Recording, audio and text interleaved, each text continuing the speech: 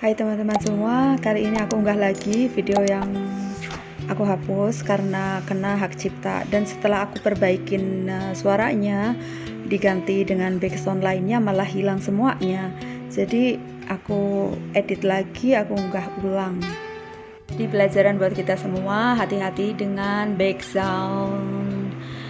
Walaupun musik ternyata banyak banget yang ada copyright. Jadi harus benar-benar kita perhatiin kalau backsoundnya itu nggak ada copyrightnya, baru diunggah. Assalamualaikum warahmatullahi wabarakatuh. Langsung saja teman-teman, aku akan jelasin lagi bagaimana caranya memperbaiki paspor yang dulunya umur kita dituakan. Oke? Sebelumnya ya kita harus urus dulu pengadilannya biar kita dapat surat salinan keputusan. Surat salinan keputusan segini, semap. Oke. Tapi sebelum mendapatkan ini kita harus sidang dulu, harus proses dulu. Prosesnya pertama-tama kita fotokopi KTP, fotokopi akte kelahiran, fotokopi KK, fotokopi paspor yang ada tanggal lahir kita yang dulu umurnya itu kan dituakan, kan ada tanggal lahirnya. Ini aja, ini halaman ini aja yang difotokopi. Oke. Terus ijazah terakhir kita kalau ada, kalau nggak ada ya nggak apa-apa sih. Terus nanti kita ke kantor pos terdekat daerah kita, kantor pos pusat, kita legalisir. Nah setelah selesai kita legalisir, kita ke pengadilan.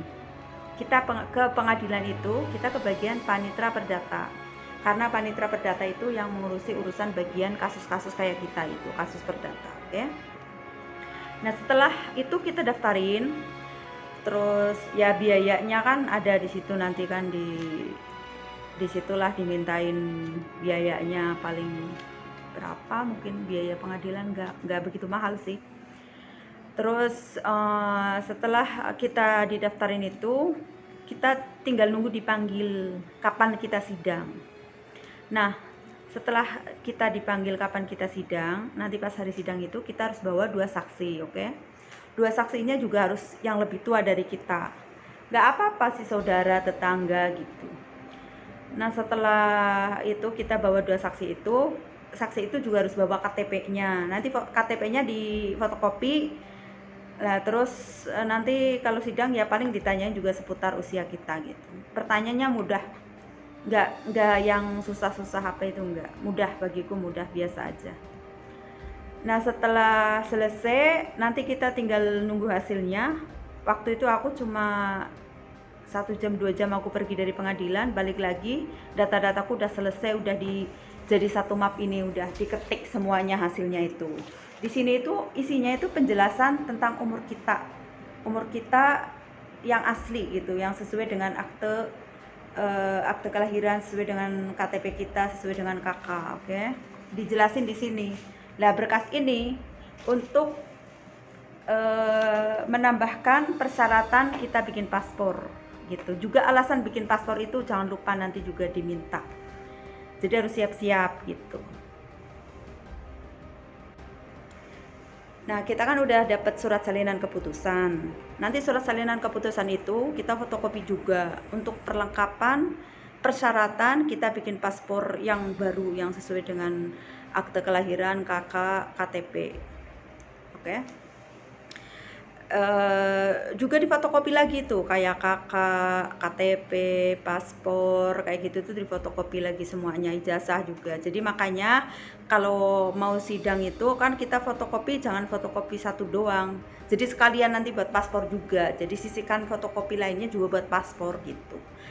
Terus pembikinan paspor itu nanti harus ada alasan kita keluar negeri itu karena apa. Apalagi terutama kayak aku, karena aku dulu itu kan keluar negeri karena TKI. Terus di Saudi juga kan kalau TKI yang kayak dulu itu kan udah nggak ada. Sekarang kan lewat jalan lain gitu kan, lewat jalur lain. Apalagi itu ya lebih mendetil lagi, lebih pertanyaannya lebih ribet lagi. Makanya kalau kayak aku itu kan datang lagi ke Saudi tapi visa istri gitu, karena aku menikah dengan orang Saudi. Nah data-data suami kita itu juga harus ada. Jadi alasan untuk kita bikin paspor baru itu untuk apa, itu datanya harus ada. kayak aku tuh karena mau menikah dengan orang Arab, jadi ada N1, N2, N4. Terus ada juga paspornya dia, fotokopi paspornya suamiku, terus ID-nya suamiku, terus akte kelahiran suamiku juga. Itu semua diikut sertakan di persyaratan kita bikin paspor yang baru itu. Untuk mendapatkan paspor aja itu mah. Nah setelah itu kita dapatkan paspor baru itu sekitar 1 minggu kalau daerahku, karena daerahku itu aku Purwokerto, cuma aku bikinnya di Cilacap. Sekitar 1 minggu karena paspor itu kan pergi juga ke Jakarta karena penghapusan data, karena dulu kita kayak aku itu bikin paspor pertama bikin paspor kan di Jakarta. Sekarang aja itu ada imigrasi di Cilacap gitu, di Purwokerto juga belum ada, makanya kita ke Cilacap. Jadi prosesnya agak lumayan lama. Ini setelah jadinya ini paspornya ini, Masya Allah, aku udah 2 kali bolak-balik Saudi, Saudi Jakarta. Udah 2 kali, alhamdulillah lolos. Alhamdulillah nggak ada data-data ganda. Insya Allah sih ya, dipahamin ya untuk teman-teman semua. Kalau yang nggak paham itu ada yang sebelumnya, video yang sebelumnya kan ada aku share itu Facebook aku, bisa DM di Facebook aku, nanti aku jawab kok, karena aku tuh merasakan juga bagaimana kita nanya-nanya ke orang tapi dicuekin gitu. Jadi aku ingin berbagi aja untuk teman-teman semua yang akan memperbaiki paspor ke data yang asli. Begitu saja, terima kasih.